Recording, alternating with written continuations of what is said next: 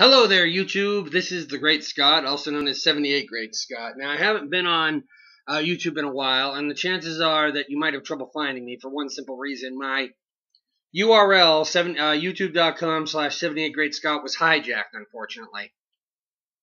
And now, the past 8 years of videos are all under the control of another user, believe it or not. Anyway, I haven't done one of these opinion videos in a long time. I've been going through a lot of stuff. I recently had a milestone. I recently turned 40 years old, believe it or not. Yes, that's right, I did. Anyway, I'm here because I have a lot of opinion. I don't make opinion videos anymore unless I really have an opinion that I want to share. And one opinion that has been all over the web that I really want to share is I want to talk a little bit about this show, Cobra Kai. And I've been following it so much and talking to so many people about it, mostly online because I don't know a ton of other people who watch it other than my friends Vinny and Melanie Haney who go to my sister's church.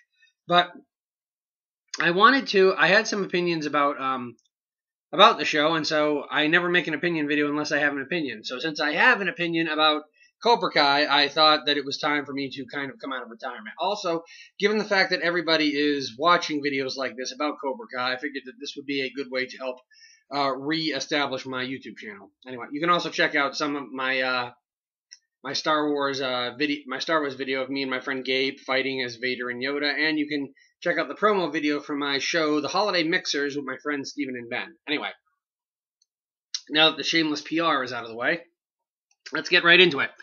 Cobra Kai. I must confess that like everybody else, I wouldn't say like everybody else, but like a lot of other people who watch this show, I fell into a trap that a lot of people did. I first heard about the show when someone wrote a blog or a newspaper thing or something saying that they started off by saying this is not a joke. That a sitcom-style show is being developed about Johnny and Daniel from Karate Kid entitled Cobra Kai. And when I heard that, I was just like, you've got to be kidding me. I thought it was just another example of Hollywood being out of ideas, wanting to reboot something or restart something. I mean, apparently there's no rule as to how long you can make a sequel after the fact anymore. I think Blade Runner proved that conclusively. What has it been, like over 2 decades? And what they're making a Top Gun 2 now, more than 20 years later? Anyway, I used to think that if too much time elapsed, you couldn't do sequels. Now, I must tell you that I really loved the old Karate Kid films. I wasn't too crazy about the reboot with Jaden Smith and Jackie Chan, although I thought Jackie Chan did a very good job in the movie. So did Jaden Smith, but that's another story. And I honestly thought that reboot made this series impossible. Now, the funny thing is that I've learned since then that the creators of the show thought the same thing. That to do a follow-up in cinema would not work because they had already done that because the franchise had already been rebooted, rather. So apparently, and the funny thing is I had never heard of YouTube Red prior to this, but after seeing the trailers, I was a little bit more optimistic. I was like, okay, apparently they want us to take this seriously. Now I didn't know there were some aspects of the trailer that made me wonder, okay, is this really a situation comedy? Are they just creating one big gigantic farce for us to watch, or are we supposed to take parts of this seriously? Especially when I learned who the guys were behind it. The guys behind Hot Tub Time Machine, and I forget what the other ones were. I mean, they even said themselves they come from the background of R-rated comedy. And to be honest with you, I'm not a fan of that genre. Partially because I'm a Christian, partially because, I don't know, I just sometimes think the R-rated comedy goes too far. I mean, I know that some people in this world like vulgar humor. I'm not one of them. I think there are some things that kind of are supposed to just stay out of entertainment. And to be honest with you, I even thought that there were times that this show went a little too far. Like, for example, I must say that these days, kids are a lot more foul-mouthed than they were back in the 80s. And also, the censors are a lot more lenient. And since this is a show that is on the internet, I was kind of surprised at the amount of language and the amount of inappropriate talk that was in the show. Like, for example, the whole rumor that happened with Daniel's daughter, which I just thought was terrible, and then the whole spray painting the thing on the billboard as well. I should have mentioned prior to that this does have spoilers. I'll put it in the heading. But anyway, I thought that revisiting these characters years later, and also to kind of flip the script a little bit. One thing that a lot of people have said that Cobra Kai is the direct result of this viral video called "Daniel is Actually the Bad Guy," that makes it look that does the story from Johnny's point of view and explains how he's actually the hero, and that was used on How I Met Your Mother. I don't know which came first, the How I Met Your Mother or the viral video. But what I thought was interesting was that they did flip the script, and this show is called Cobra Kai because it does focus more on Johnny than it does Daniel. Now, having said that, there is something that I would like to address here. As a fan of the original Karate Kid trilogy, now I must also say, I'm not someone who doesn't totally hate the fourth movie, The Next Karate Kid, either, with Hilary Swank. I know that there are people out there who like to pretend that 3 and The Next Karate Kid did not happen, Martin Kove included, who played John Kreese, but the fact of the matter is they do exist. And the creators of the show have even said that those 4 movies are considered canon for this series. Those 4 movies all happened because they all have Mr. Miyagi in them, and this is a world where Mr. Miyagi existed even though he is now deceased. May he rest in peace, Pat Morita. But anyway, just getting back to what I was saying here.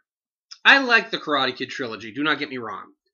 But like a lot of people, Part 3 is my least favorite. I say the Karate Kid trilogy because even though I don't think it's the worst movie ever made, The Next Karate Kid with Hilary Swank is really, in my opinion, I don't see it as a sequel. I see it as a spin-off. As a matter of fact, if The Next Karate Kid had been successful enough to warrant a Next Karate Kid Part 2, in my opinion, you could have done it without Pat Morita. You could have continued the story of Julie learning her karate, maybe at the temple where she met the Buddhist monks, maybe from another teacher that Mr. Miyagi referred her to, whatever. I personally think that what they were trying to do was, because the first 3 movies take place over a short period of time, like only the course of 1 year, even though they were actually shot about 5 years, or even though they were shot within 5 years, they're all supposed to take place within the course of 1 year. I think that that's what they were going to try to do with The Next Karate Kid as well, if they wanted to make sequels to that they were going to set it in a small period of time during the 1 year period or whatever that Julie's grandma was staying at Miyagi's house and Miyagi was looking after the house. And that's how you could have done it, still kept it the Karate Kid franchise, and still kept Pat Morita. Now, having said that, I must tell you something here. There's a lot of people that don't know why The Next Karate Kid is such a sore spot for people involved in the Karate Kid franchise. Like Martin Kove even said in an interview, we don't talk about that one. The writer of the movie even said, well, Pat was a traitor and did that 4th film, and he was being very tongue-in-cheek. But here's what a lot of people don't know. Ralph Macchio set the record straight in an interview. He was never asked to do a 4th Karate Kid film. A lot of people think that what happened is that he thought he was getting too old. They thought the franchise was getting too repetitive and stuff. Now, those things might have been true. But the truth is, what actually happened was this. Columbia Pictures kind of betrayed everybody in the fact that they asked Pat Morita to come back, and they never asked anybody else to do a 4th movie. And by the time Pat Morita found out no one else was coming back but him, he had already signed the contract to do it, so he was backed in a corner. He had to do the movie. A lot of people think that's why the franchise stopped after that 4th one. Anyway, and nobody else had anything to do with it. The only people who were involved in Part 4 were Pat Morita, who played Mr. Miyagi, and the same producer. Everybody else was different from the other 3 films. Ironically, that exact same producer who asked Pat Morita to come back but nobody else is the same producer who originally didn't want Pat Morita to read for the role. It's ironic how some things change. Anyway, getting back to Cobra Kai. Cobra Kai, I think, is an idea that I never expected to work, but it did. Now, I must say, if I want to be ultra negative here, there were a lot of the stuff with the younger teenagers at times I thought got a little corny or a little vulgar. Like, for example, not Hawk, I forget his name, but there was another friend of Miguel's he just annoyed me, I'll be honest with you. The guy who was talking during the test scene, the guy who at the end of the series says, I'm reconsidering joining Cobra Kai. He talks very studious and stuff. Every time he was talking, I was just rolling my eyes, to be honest with you. And I thought that the idea of exploring the next generation, Johnny's son and Daniel's daughter, was an interesting thing. And to be honest with you, I didn't think the trailers made it too clear that we were going to meet their kids. We knew that Johnny was going to be teaching a new student, but I didn't know that we were going to meet. And I thought the way that they very slightly told us that Johnny had a son. During the opening scene that we see him 30 years later, he opens up the refrigerator and we see a picture of his son on the door. I was immediately like, oh, he's got a kid. I wonder if that's going to come into play. And lo and behold, it did. I think that Ralph Macchio and William Zabka both look very good for their age. And now here's where I said I want to tell you that there's some spoilers coming here. The one thing, after I heard that this actually could be good, and I started watching it on YouTube Red, there was a part of me that was a little concerned about something. I said just a few moments ago about the, betrayal of the cast with Columbia Pictures only asking Pat Morita to come back for the fourth film.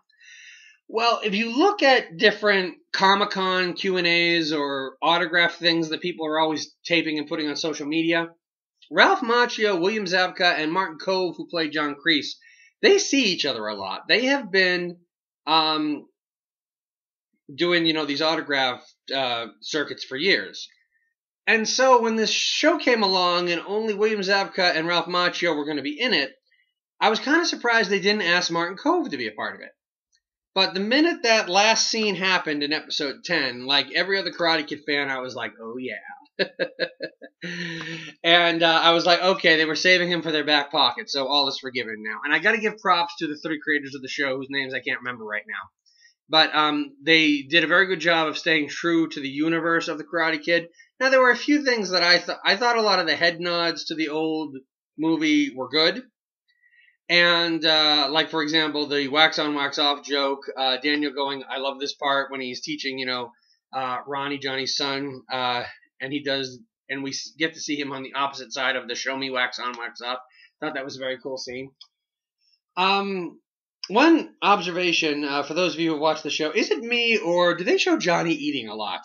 Is that just supposed to show show the kind of lifestyle he leads? But I can think of at least 6 scenes in this episode where we show him having a meal. I guess we don't have to worry that Johnny is starving to death. The opening scene when he's frying the bologna, when he's eating the pizza before he saves Miguel, the breakfast scene after his car gets burnt down, the scene where Miguel's family invites him to dinner, the scene when he's in the restaurant and he sees a kid with his father and he gets about all nostalgic. We see him drinking a lot too, but that's part of his character. For some strange reason, I guess, I don't know, I'm wondering if Johnny is one of those guys who can just eat whatever he wants and has a very high metabolism. Because you would think if you're eating as much as they show Johnny eating on this show, he would be a little heavier. Just my thought. Anyway. But I am looking forward to what they're going to do with Season 2. Now, there's one other thing that I'm very happy that they did. I'm happy that in the scene where Johnny gets Cobra Kai reinstated, that they mention the events of Karate Kid 3. And there's a reason for this. For some strange reason, I don't know what it is, they did this with Universal Soldier, they did this when they made Superman Returns, which everybody pans now anyway.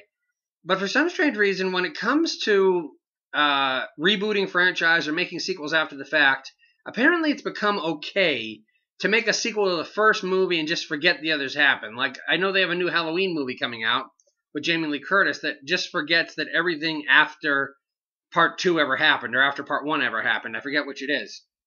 And in my opinion, that's kind of insulting the intelligence of the audience, or a surefire sign that writers want to be lazy.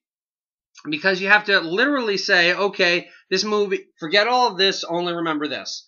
And because Cobra Kai so crystal clear focuses on the first movie, after all, the star is a character that we haven't seen since the beginning of Part 2, Johnny Lawrence.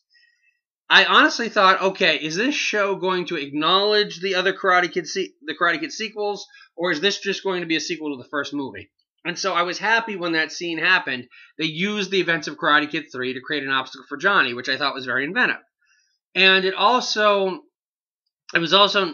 nice to hear what happened, because after Karate Kid 3 just kind of ends. He won the tournament, and I'll go into this in another video that I want to go into. But I think there's some opportunities here to fix what was broken with some of the movies, if you will. But anyway, I'll go into that in my opinion. Overall, I thought it was a very good series. The only criticism that I would have had about it was this.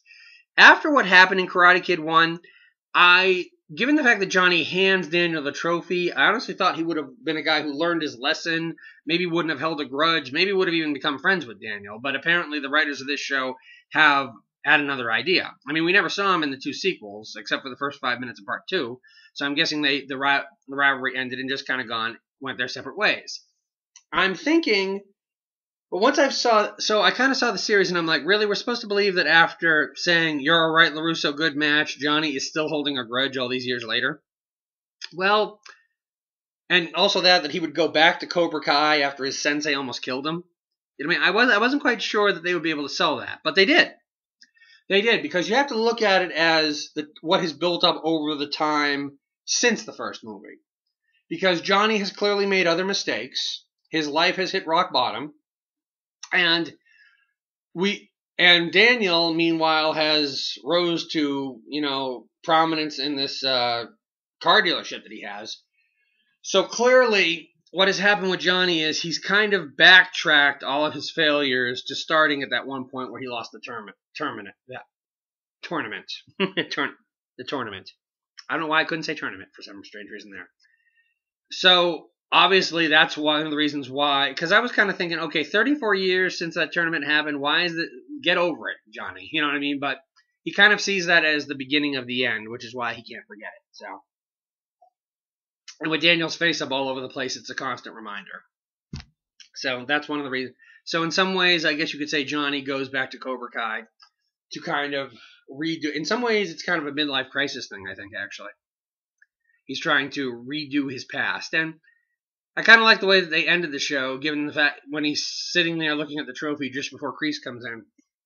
He's thinking, William Zabka does a phenomenal job on the show, by the way. Though, see, when he's sitting at the desk drinking and looking at the trophy, he's kind of looking at the trophy, and he didn't say anything, but you kind of get the sense like, okay, I won like I always wanted to, but look what it cost me. You know what I mean? He's kind of more on the outs with it. It ends with him being more on the outs with his son than he was before. I thought when Daniel said to him, "Johnny, you got what you won, you won. You got what you wanted, you won." And then he walks away, and you kind of got the look on Johnny's face like, yeah, I thought this was what I wanted, but did I really want this? Maybe I wanted the wrong thing. And it'll be interesting to see where Johnny goes in season 2. But that is more with my speculation video that'll be coming up next. And that is my honest opinion about Cobra Kai.